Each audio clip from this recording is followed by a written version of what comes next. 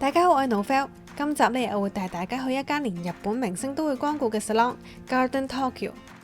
呢間 salon 就係連日本女神石原里美都嚟過㗎。咁大家應該會諗呢間 Garden Tokyo 一定好難 book 啦，但其實唔係㗎喎，原來好易就可以 book 到。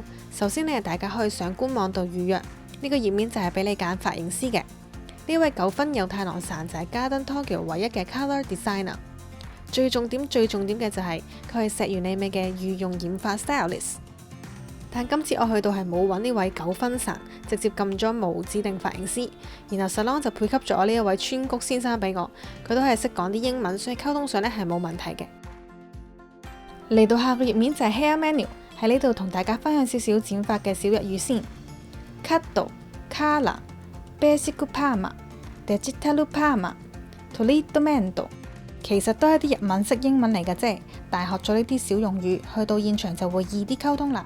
最後揀埋個日期時間，入埋啲資料，咁佢就會 send 個 email 俾你 confirm 噶啦。好啦，係時候入去Garden Tokyo實測。Ready Go！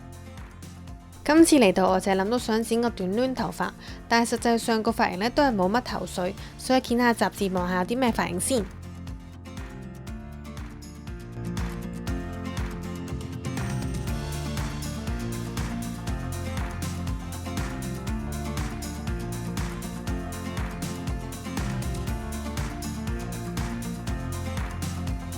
我有問到髮型師石原里美神係咪真係有嚟過呢度㗎？跟住佢4萬咁口咁俾咗呢本簽咗名嘅寫真俾我睇。石原里美就寫咗段嘢俾佢嘅 stylist， 大致係講話你一直都好溫柔，好多謝你付出溫暖同埋誠實嘅時間，今後亦都多多指教咁樣樣。然後我問咗Satomi神係咪成日都會嚟，佢話1年大概會嚟3次，唔知道你哋下次嚟會唔會咁好彩撞到呢一位女神呢？